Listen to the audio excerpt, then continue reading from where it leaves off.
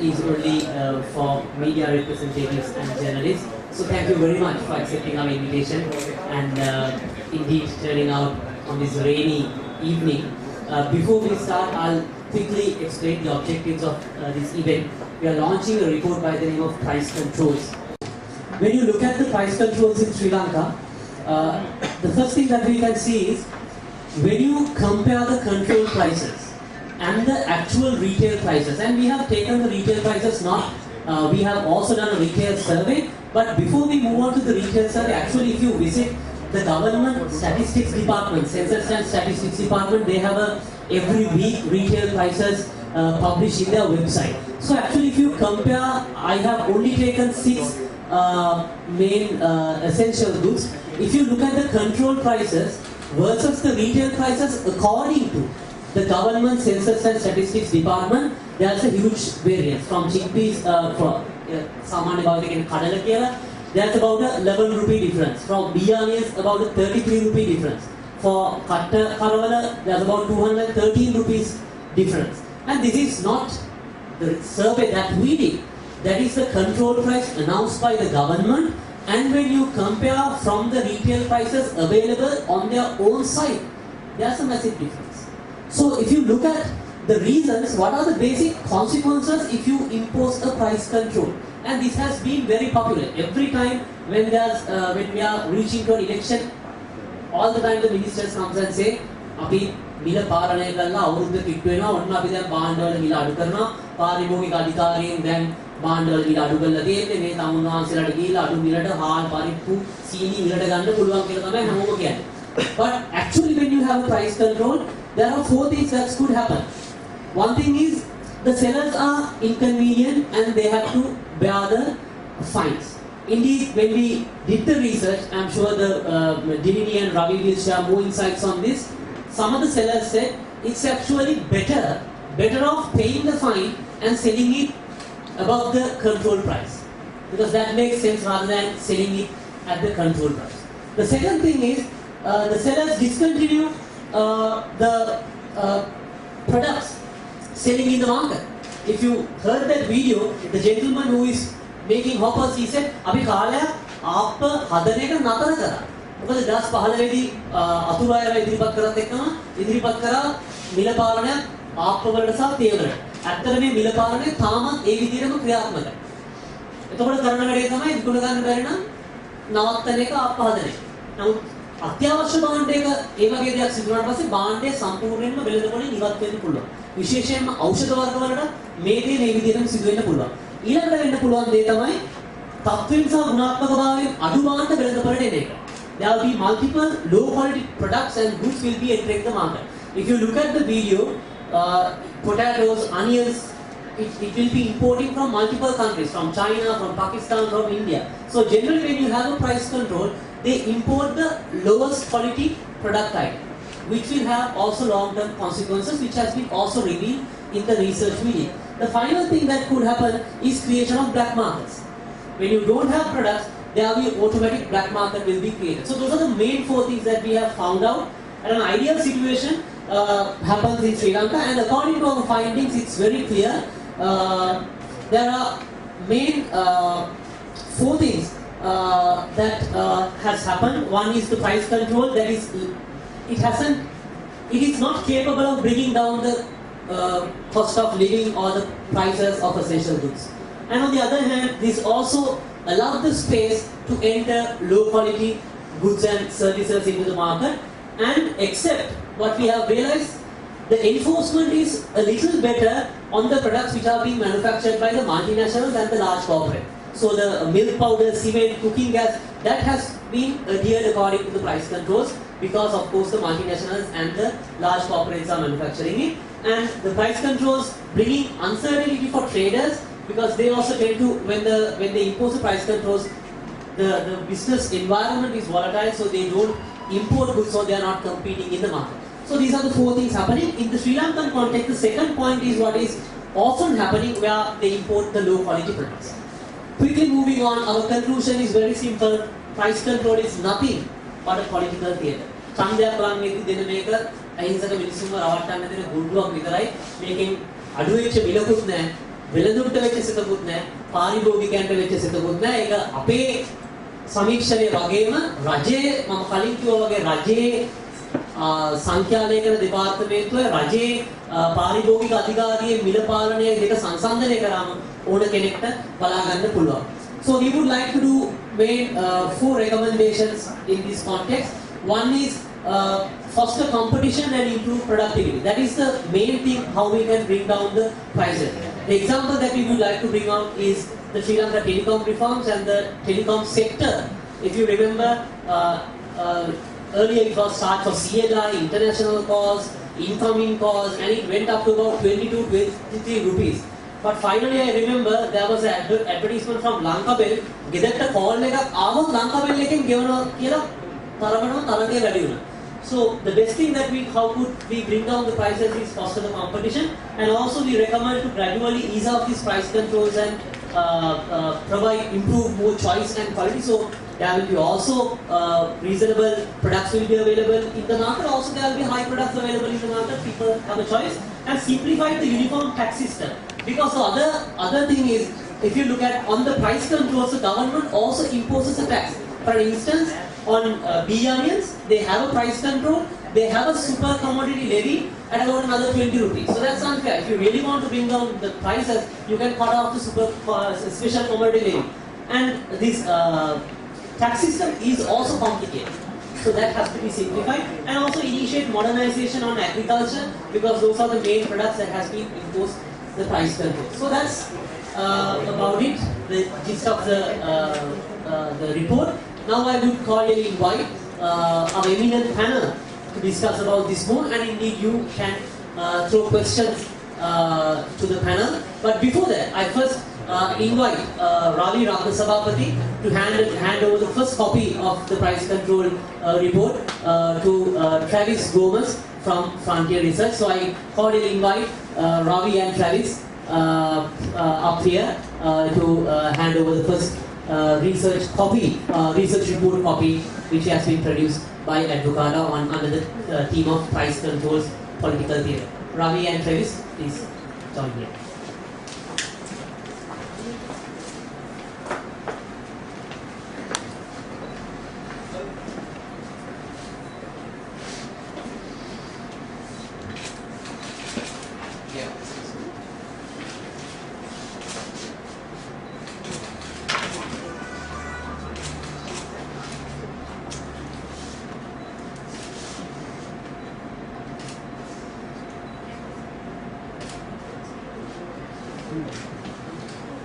Thank you very much. Thank you very much, Travis, and thank you very much, Ravi.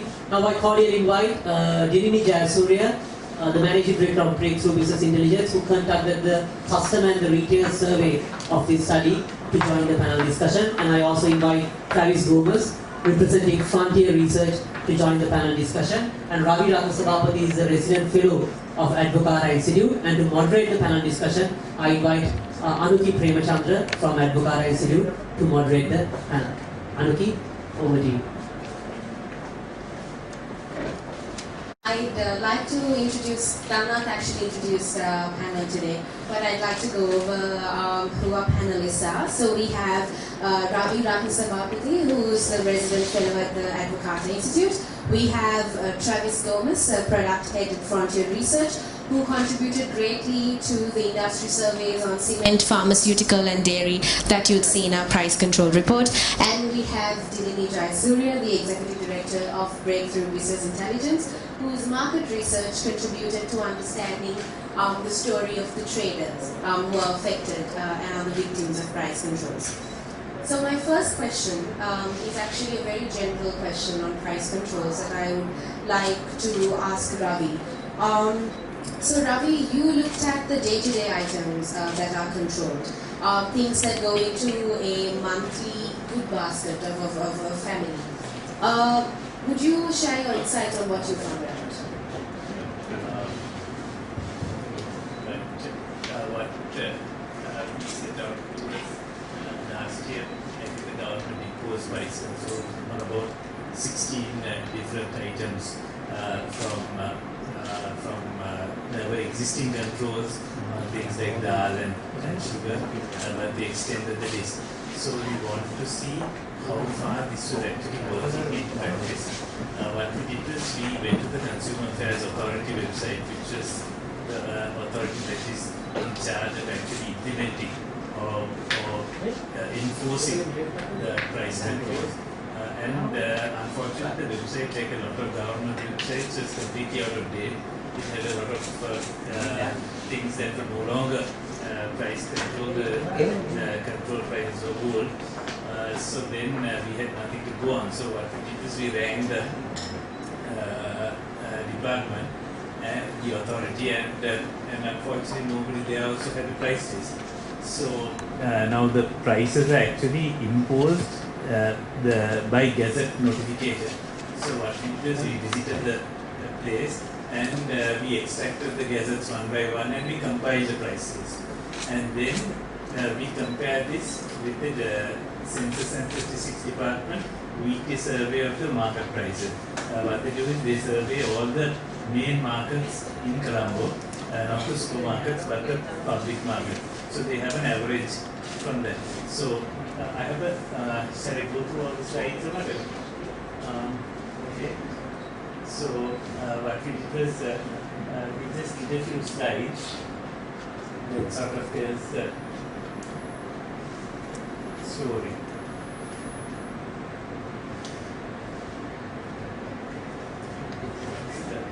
Okay, this was Nadu rice. The red line is the control price. It was imposed on the 26th of December, and the green is the market price. So you can see it for the period surveyed, it is nowhere close to the control price. If you look at the next one, this was coconut. Now, when you look at the Census and Statistics surveys, they have big coconuts, small coconuts, medium-sized coconuts, and average coconuts. Right? Now, the price control is on one kind of coconut. Now, nobody knows what kind of coconut this is. Right? So we have compared it with the average. The small coconuts are always below the control price. The large coconuts are always above. The average, you can see how it goes. It touches the control price every so often, but it's never at the control price. If you go to the next one, this was dal. The control price is originally 159, and then they dropped it to 130. But again, you see that the green, the blue line, which is the market price, is above it. There's a reason for that price to drop, which I'll come to in one of the later slides. But if you just move on to the next one, this was this dry fish called katta. So again, the price was revised, but here the market price actually started going up after the control price was brought down. The green line is the market price. If you just move on to the next one, you've got two things here. On the yellow, which is plotted on the right hand side, is the tax. The blue line is the market price. Now, Bombay onions have a control price of, I think it's about 78 rupees. They also have a tax of 40 rupees imposed on them. So the onion that is supposed to be sold at 78 rupees, but it's actually being sold at about 115 or 150 rupees, carries a tax of 40 rupees. So the government has imposed a tax and then said we are going to impose a price control on top of it.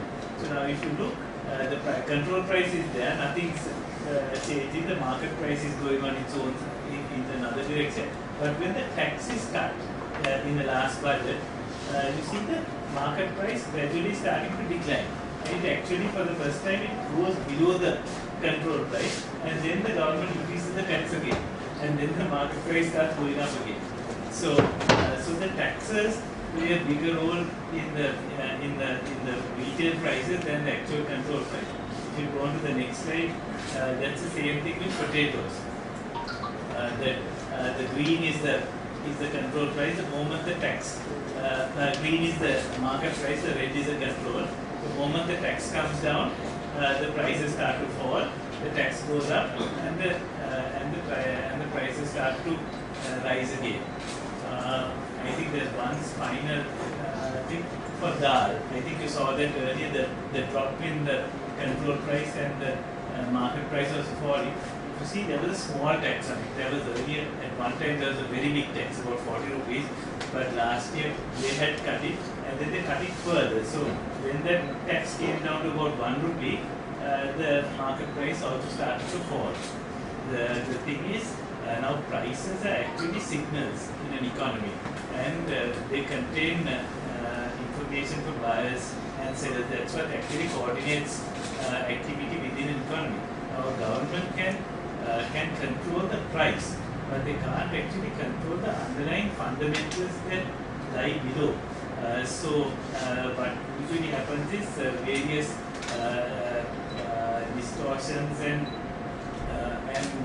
unusual action which you see as shortages or quality problems or whatever can surface. It depends on at whatever the prices are controls are imposed and what the impact is. But here what you are seeing is for the most part it's not actually being enforced in any. The fact is, if you really want to enforce price controls, what you do is you start with a list of prices, right? And this list you would require by law to be displayed at every single outlet, right? Then you know what. Then the consumer can see, okay, this is the control price, and I should not be paying more. So then you have consumer complaints, and then you can raise those. But instead of doing that, nobody has a list of control prices, and the market goes. So my conclusion is that this is probably not really accident. It's probably designed because if you impose a very tough price control, you will find the ill effects coming into play. So this is just a short thing on it. This is the actual table. It's a little complicated to read, and it's in the report, which I think you can download. But the charts are a lot clearer. It goes on for several. I think these are the weekly prices, and the taxes also there on the left at the time that is done. So that is a short summary of the groceries. So I feel like that was one sector that we've got covered: price controls and the absurdity of their implementation, enforcement, and why the question of if they're even necessary. This was our day-to-day goods that we consume. I'd like to move on to Travis, because Travis, you would have a better idea on price controls in dairy, cement, and pharmaceuticals. So in those three sectors, we'd love to hear your highlights. Yeah, so those are the three segments that we focused on. So I think maybe I'll just give you an overview in terms of what the sort of controls that are there in each of the segments. So if you take dairy, broadly there are three types of controls that are in place. So one is there is a maximum retail price on the sale of milk powder. That is imposed on both brokers as well as importers. Then in addition, the importers also face excise duties on the imported material, plus like value-added products like with butter or cheese. They face an excise duty on top of that. In addition, so that's more on the consumer side where they're controlling. Then if you take the supply side, the other main control that they have is farm gate prices. So this is the local, the manufacturers. So that is you have the Hilco and the state-owned corporates, plus like large conglomerates like Nestle, who purchase milk from the local farmers. There is a minimum price that they are entitled to. So that's called minimum farm gate prices. So that is the setup that we have when it comes to dairy. And what we've seen taking place is that because of this, for the local manufacturers, this will raise the costs for them. And as a result, a lot of the small local manufacturers, not like large conglomerates, but some of the smaller players that are trying to get into this segment, they find it difficult, apart from like manufacturing things like value-added products where they have a competitive advantage, they face a cost disadvantage compared to the large milk importers, where the costs are much, they have a much more significant cost advantage. So as a result, when it comes to even though this policy is there in place to sort of promote local manufacturers and to sort of there's an idea to create this environmental self-sufficiency, it doesn't seem to be working to that extent. Then if you turn to the pharma sector, it's really in 2016 where you had very, in the past there has been like more attempts to like bring in some regulation with regard to quality controls and things like that.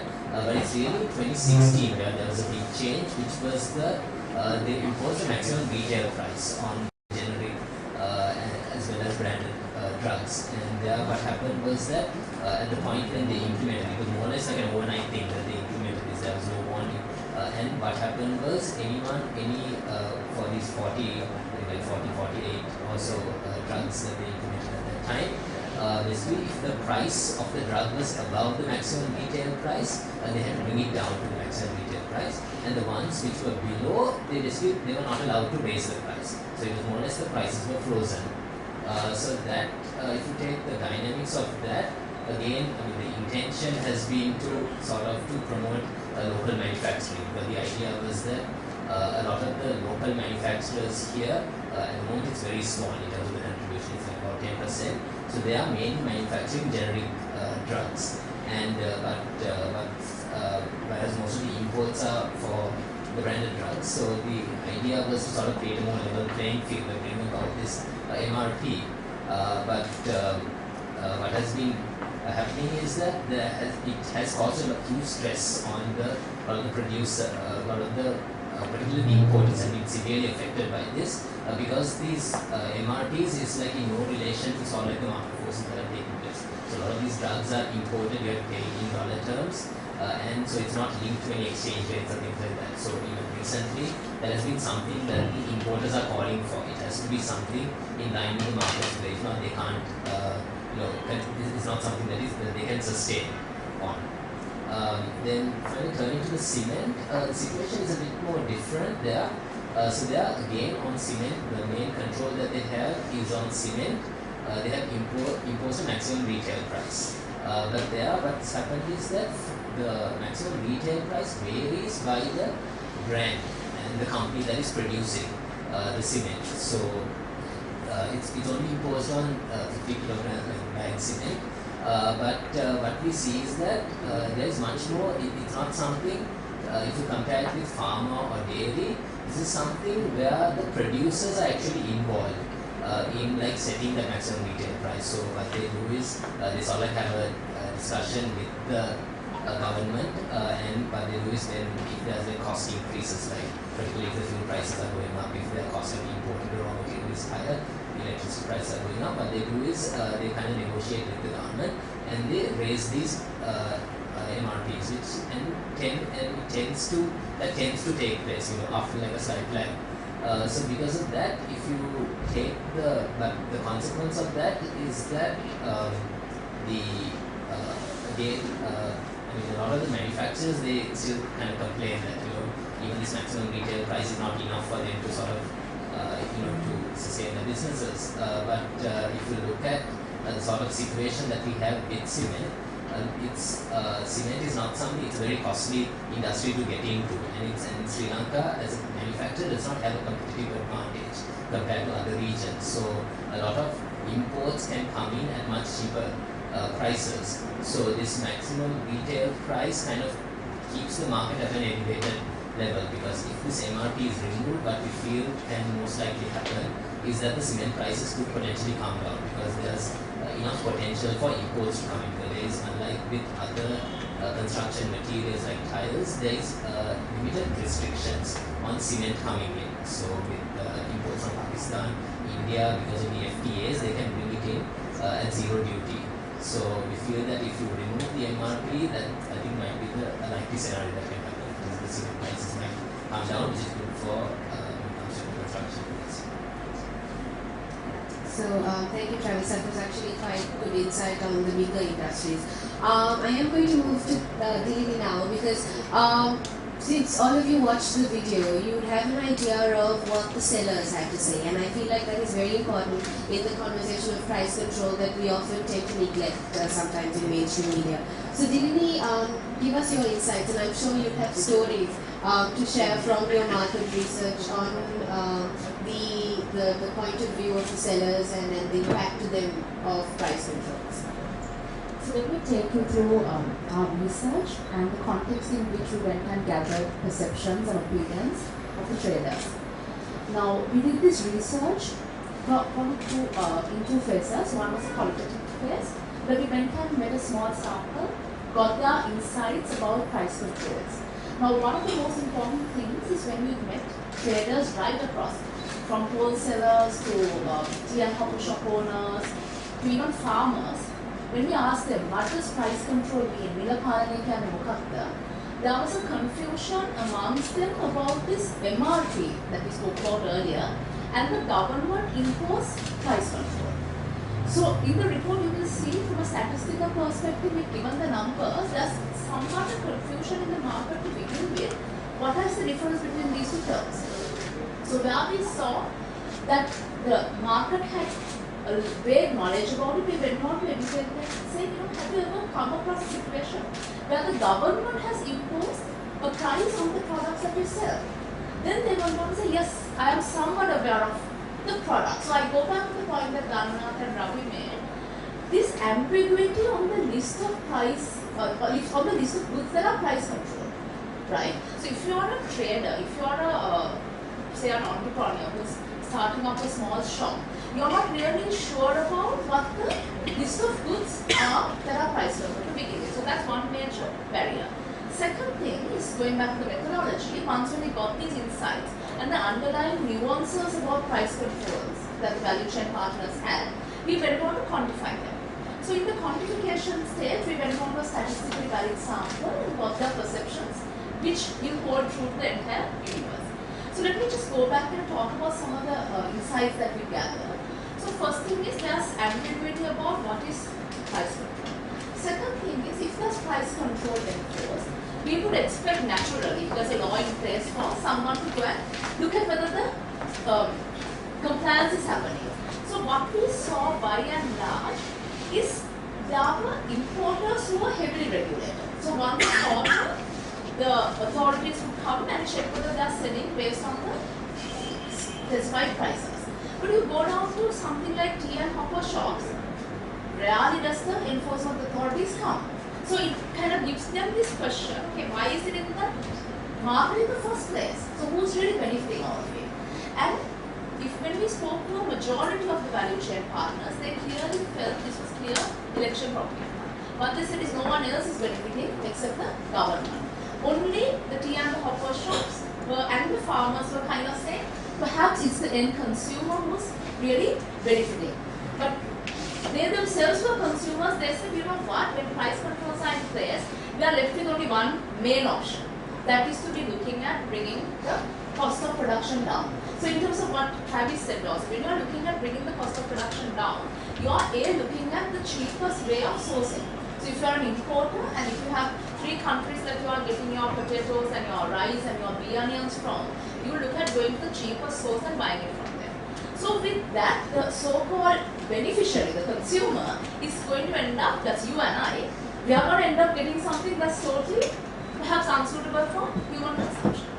Second issue that importers faced was the fact that perishability. You're looking at products that are, in metric tons coming into the market, and you need to get rid of your stock. And what they said is, retailers come to them. They use price control as a bargaining chip to end up getting a better deal for them. So you're left with kilos and kilos of rations, and you need to get rid of it. So they either go into price undercutting, or they end up going into disposing the products with a very minimum margin, which impacts their livelihood and the sustenance of the business. And also with this, the creation of the black market. That's also one of the aspects that we saw from an import perspective. Similarly, we see right across the farmers being exploited by the middlemen. We see further tea and the hopper shops really questioning, saying, with the cost of, like what you saw in the video, cost of labor is going up, cost of sugar is arbitrarily being raised, cost of flour is being arbitrarily raised. So how am I going to give this product to the end consumer at the price that the government is selling? And everybody is selling, allow the market conditions to dictate and let the competition dictate what the end price should be, not the government coming and dictating to anybody else.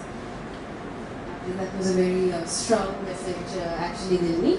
Ravi, I'll come back to you because Dilini spoke of quality, and right now there is a debate on the very recent bottled water price control as well. And we saw that in the video where the hopper seller, like Dilini said, says that at the end of the day, if they are to be within a certain price range, they will have to bring down costs and that will affect quality. Would you be able to elaborate a little bit more on that? Yes, in conversation with some of the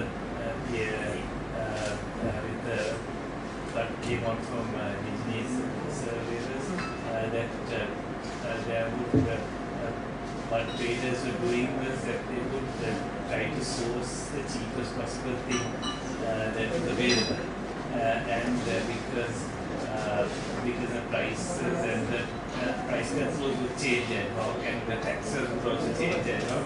Nobody goes into any long-term supply relationship. We were talking to a supermarket that had tried to get better prices for something like sugar or dal by getting into some kind of long-term forward contract. And then into the 1 month there had been a change in the tax, so suddenly they couldn't sell the products, and then they had to go and beg and try to break the contract with the supplier. So then they never want to get back into that thing. So when things change, it prevents any kind of relationship building up. What you have is transaction. I don't know if you have the pictures of. So one of the places that I visited now, some of the guys who supply the supermarkets. So the supermarkets have guys who sort and check, right? So the wholesaler imports it and he brings it. Then what they do is they sit and sort out what is sellable, what is not.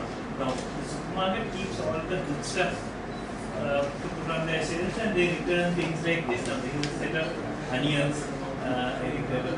These are all onions that have been rejected by the supermarket. So what the supermarket is, we just return it to the buyer. He's happy to accept it. So we ask, okay, what do you do? There's no. They also don't know exactly, but what they feel is that this guy is not just because there's fairly large in some potatoes, large quantities that get rejected at this one. And this is probably what finds its way into the normal markets. So you find news reports of raids. These are just little anecdotes that maybe highlight the issues, not a qualitative study, but these are some of the problems that can arise. And there was a recent year I found something that was in the report there where the worst stuff gets sold in a food processor, because even in a market you can detect something that's not very good. But then there was the canteen in the National Hospital was apparently I think raided and found there some really rotten stuff, and there were other warehouses that were because once you're eating your marupang and your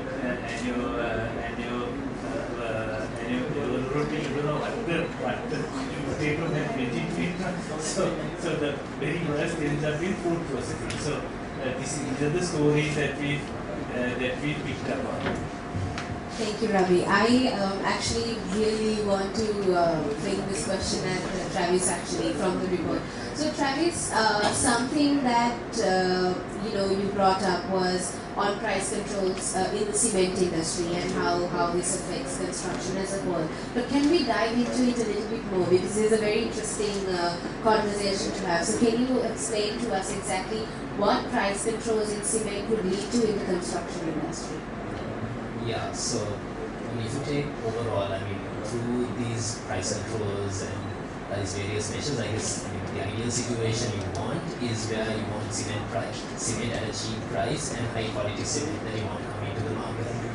But if you look at the way the market is structured and the nature of cement, a lot of the local manufacturing is not the cheapest way to go about it, because if you take So the two main large manufacturers you have in Sri Lanka is Tokyo Cement and INSEE, formerly called SIM.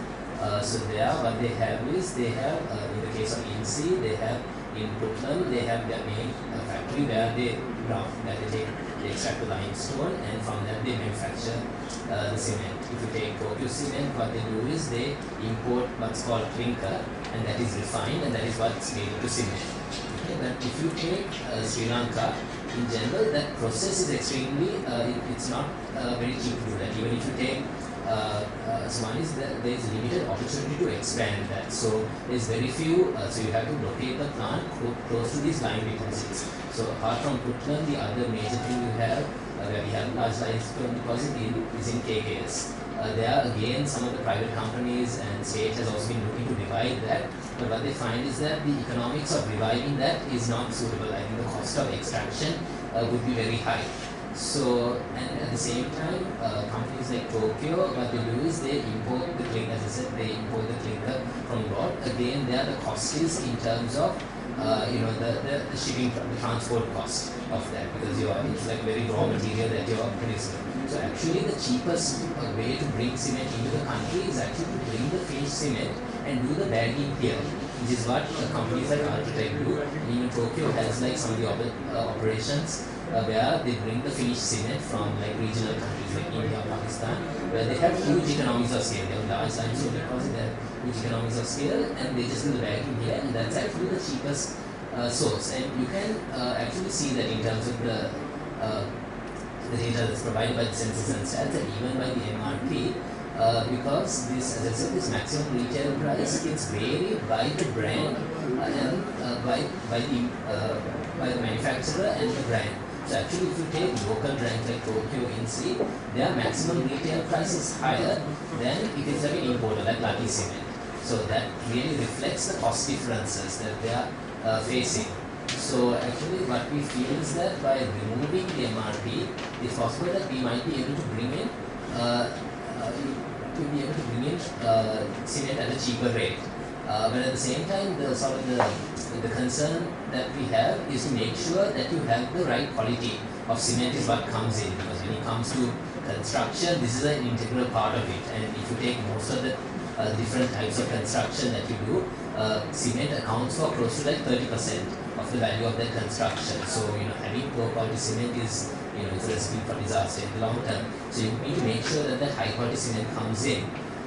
So because of that, I think the focus should be more on ensuring that those quality standards are in place and that they are maintained. So if you take even a lot of the local manufacturers, they are quite satisfied with some of the quality standards. I think what might be lacking is when in terms of the enforcement when it comes to some of the imports. So we saw this happening in 2012. So that was a bit of like an exceptional year, because there was a huge amount of activity that was taking place in construction during that period. And as a result, there was this also the news articles that some of the cheap cement was coming in. So that was partly because there was a lot of, if you look globally, there was a lot of that year. There was a lot of construction boom that was happening in Thailand, Malaysia. So because of that, the type of cement that came in here was mostly the poor quality cement. So partly that was also because we had the maximum retail price on cement, because Sri Lanka was relatively, I guess, not so attractive for compared to other regions, because that the kind of cement that came in was the more low quality cement, and given the huge demand, there was a bit of a quality issue with that. So I think that's the more than I think the maximum retail price. I feel that's the area I think the consumer affairs authority has to concentrate more on. But I did this actually yes, what Ravi says is absolutely right. I think I wrote a little essay on this. I extracted the prices in Thailand and a couple of other places. I think it's in the appendix. At the time, I think it was about 100 rupees cheaper on a bag of cement. The other thing is cement is only a single component in the whole cost of construction. The other important one is steel and sand. Now, steel is heavily taxed. It's about 89% tax on steel. Sand, because there are also there's a mafia run by the Ministry Secretary for the issue of sand permits. It's apparently 750,000 a permit, and you buy it from the Ministry Secretary,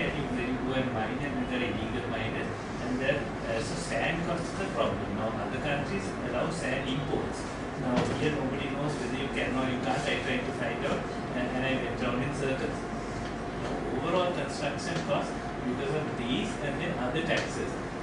Your sanitary ware is taxed heavily at I think 70% or something. Tiles at 107%.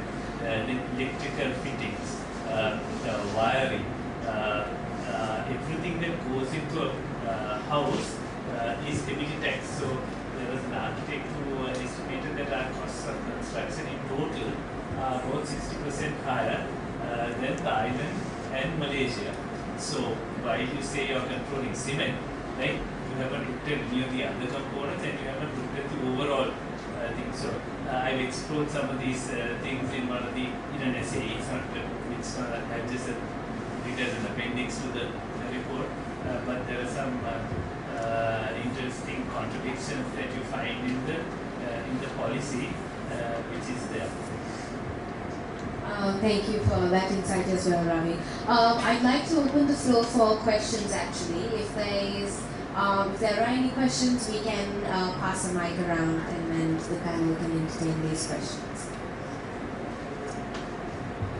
Right, if there are no questions at the moment, I actually have a question for Dilini.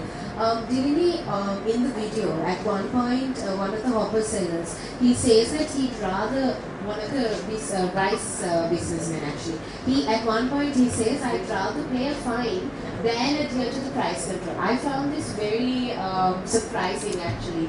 Could you tell us more? Was this the sort of pulse of the people? That's a very interesting question.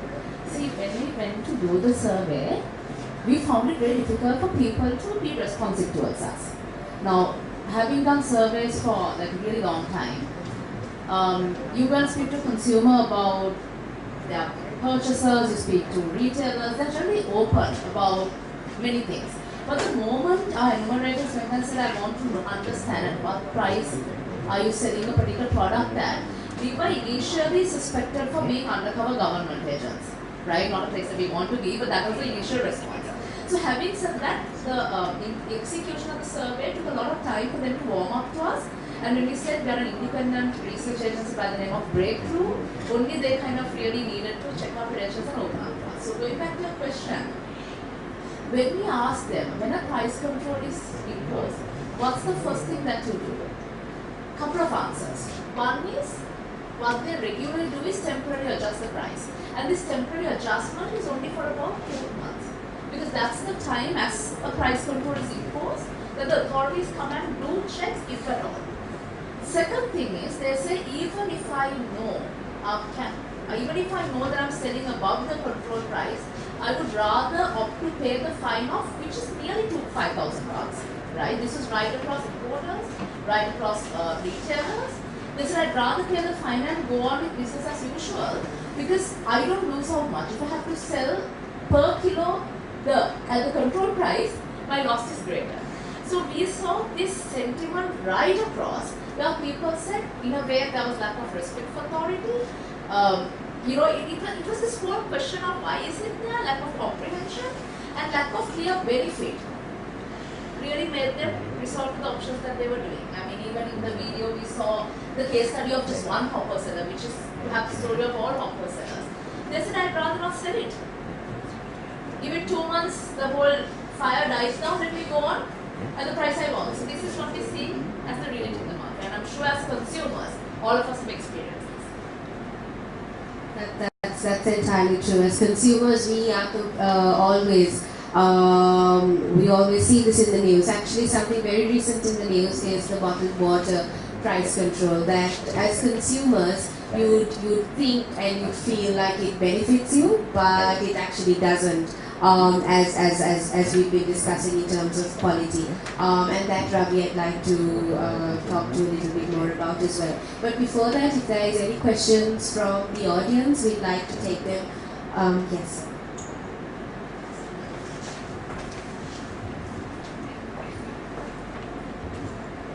My question was to Travis, since you mentioned about the pharmaceutical sector.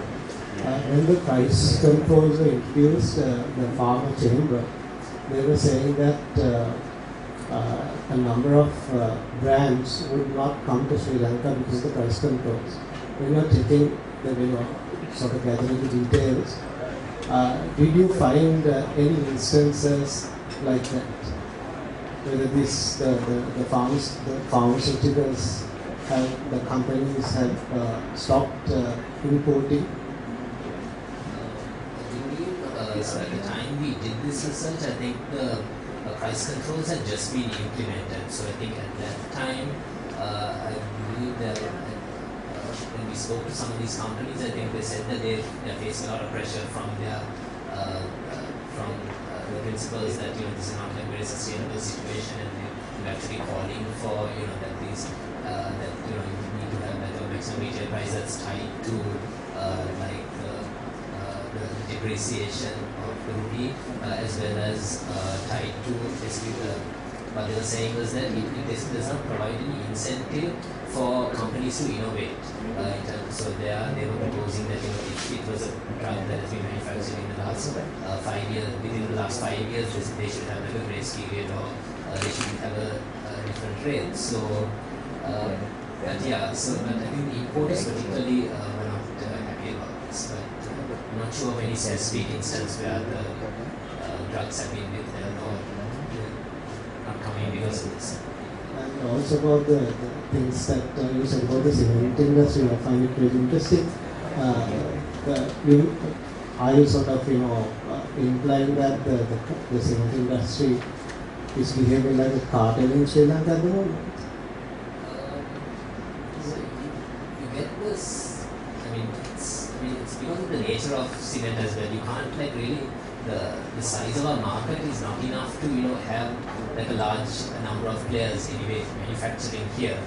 Plus there is regulation that prevents it as well, because what is imposed was that you can have only one. So what happens with these bagging plants? What happens is the cement is brought to the port and then they're bagged there. So there was a new government regulation that was brought in there. At each port it's limited to only one manufacturer. So policies like that, plus in addition the cost of building a factory and the cost of establishing here means that the number of manufacturers is kept low. So the market itself cannot sustain it. So in that sense we have kind of like an oligopoly situation. But having said that, there is actually no restriction on imports coming in, particularly from the region. So as Ravi said, compared to other products, compared to other construction imports, actually the amount of restrictions on cement is comparatively less, because through the FTAs with India and Pakistan, a lot of these products come in at low zero tariff. So in that sense, it's not really it's in a very competitive environment, I would say. Because the other thing is, when you look at it depends also on the end consumer. So if you're like a retailer, if you're like maybe like on the house or something, they are not really that concerned about what brand of cement. It's perceived as a generic product. But if you're like a construction company, if you're like building like apartments or like highways or something, their cement is seen more like a service, because it's not only you don't only need cement, you need the silos, you need all the sort of the support for it. So then the bigger manufacturers would have some advantage on that. So it's not to say that it's that the regulatory authorities have been captured by the cement manufacturers, because they are also not very happy with the situation, because the common complaint is that these the MRPs are not raised on time. So actually, if you look at their profits, it is very vulnerable as well. You see a lot of volatility in their performance as well.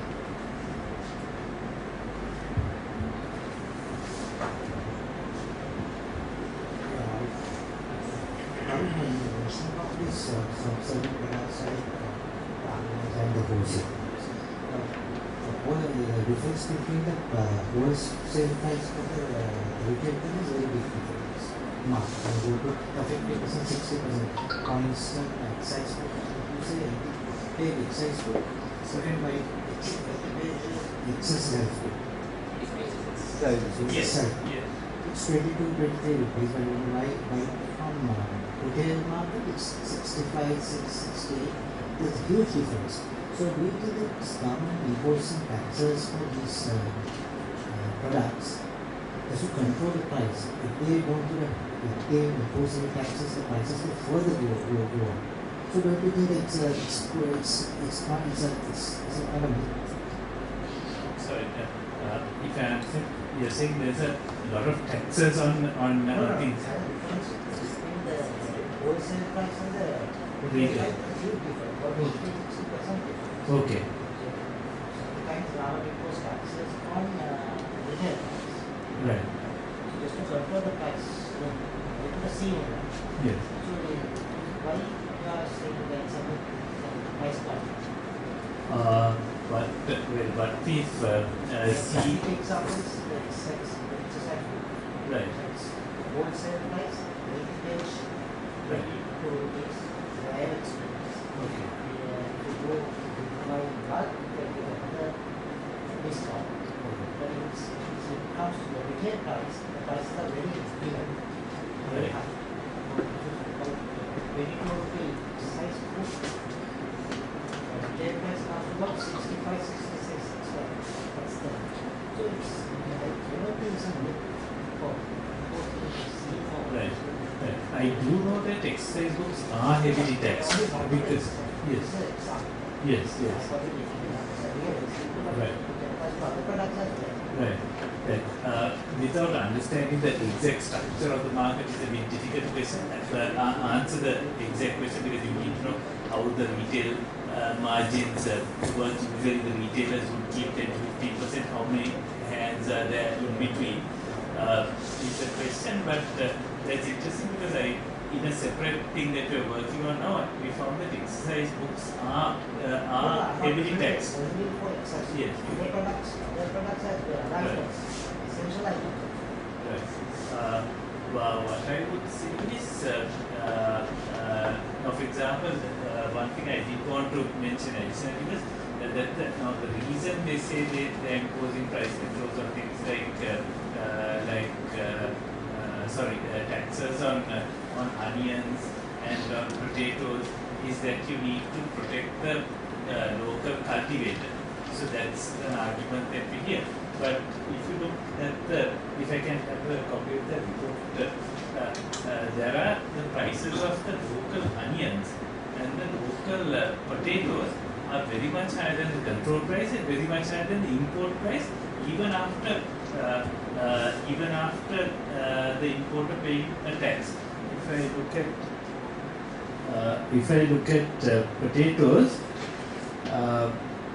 for example, imported potatoes are selling for 84 rupees. The local, after paying a tax, the local potato is selling for 162 rupees without having a tax.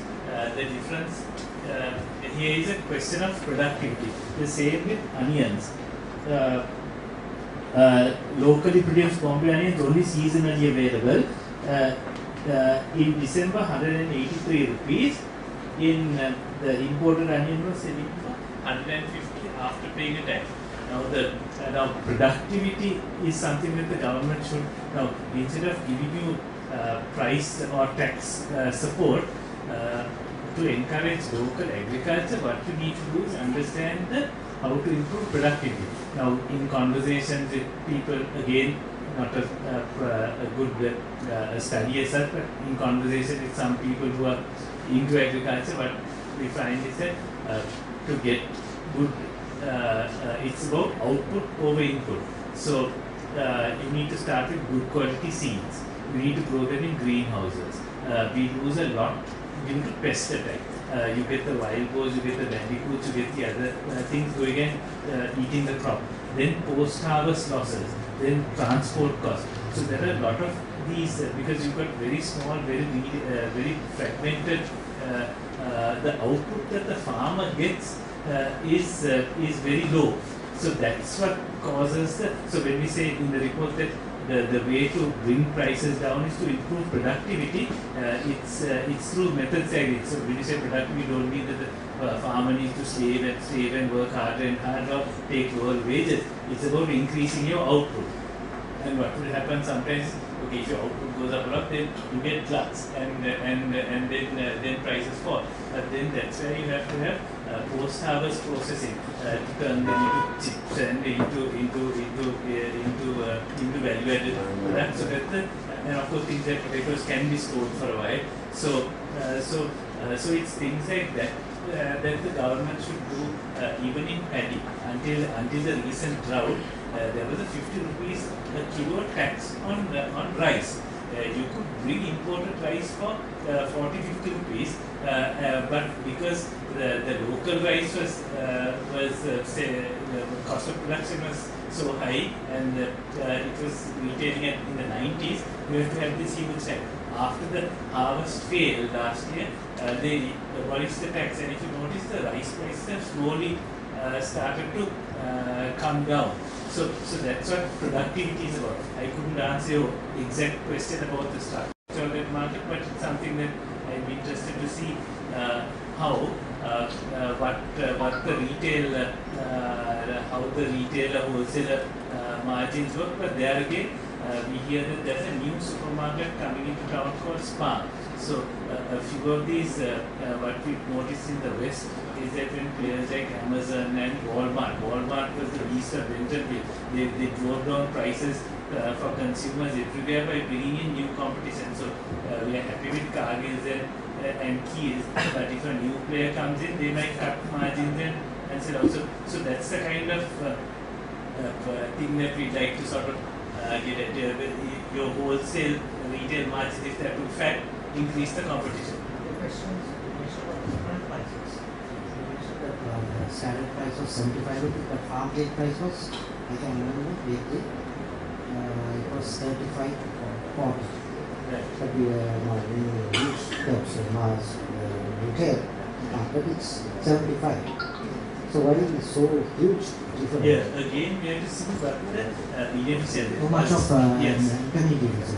Yeah. Agricultural economics is a subject by itself, but you have to, there needs to be studies to see why exactly the cost at farm gate starts at these prices, ends up there. What's causing the thing? There have been some studies I saw on rice, but I didn't see again rice. The farmers pure. The taxpayers have spent huge amounts subsidizing fertilizer, right? End consumers are getting high prices. So my question was, who is winning in this thing? It seems that there's traders in the value chain who seem to on volume make it. But again, it's a complex subject. I just read a little bit about it, but understanding how those value chains.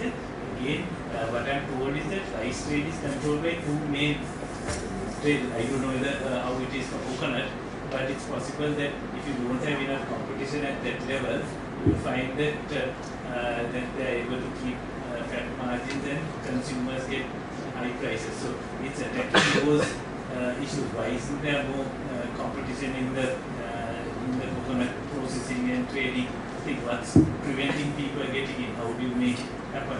And is it possible to, because people did try to import coconuts, but for processing again after this shortage that happened and the harvest failed, and although the government said you could, nobody knew how to import a coconut.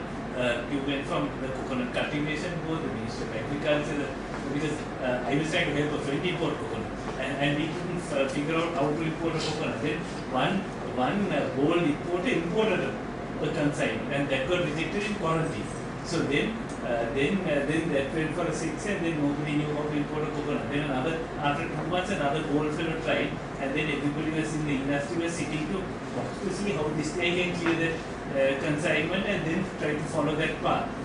Because that coconut was available from Singapore for about 30 US cents a nut. But again, that consignment also failed, and then after that, no more coconuts for the industry to process. So these are this is what we call ease of doing business issue. There are regulations, and nobody knows about them or how they work, and there are all sorts of imperfections in the markets, which is what causes prices to be high. So it's trying to address those issues that that will cause ultimately consumer prices to come down. You also see why removing price controls are important for competition side. Also, some regulation is important in terms of the monopoly markets. Yes. In the drug industry. Yes, absolutely. Some Yes. Competition is the key. Monopolies are very bad. Cartels are worse. Adam Smith said it himself. I think when men of trade get together, it is not for the benefit of the consumer. So yes, so that's something that we need to guard against, and which I think Travis may have hinted at also. Is there enough competition in the cement market? Should there be more? So yes, monopolies and cartels are a problem. Are there any more questions on price controls on the report, or anything you've heard in general that we have a great panel here who can bust the myths and tell you what they found out? If there's anything at all, we can pass the mic around.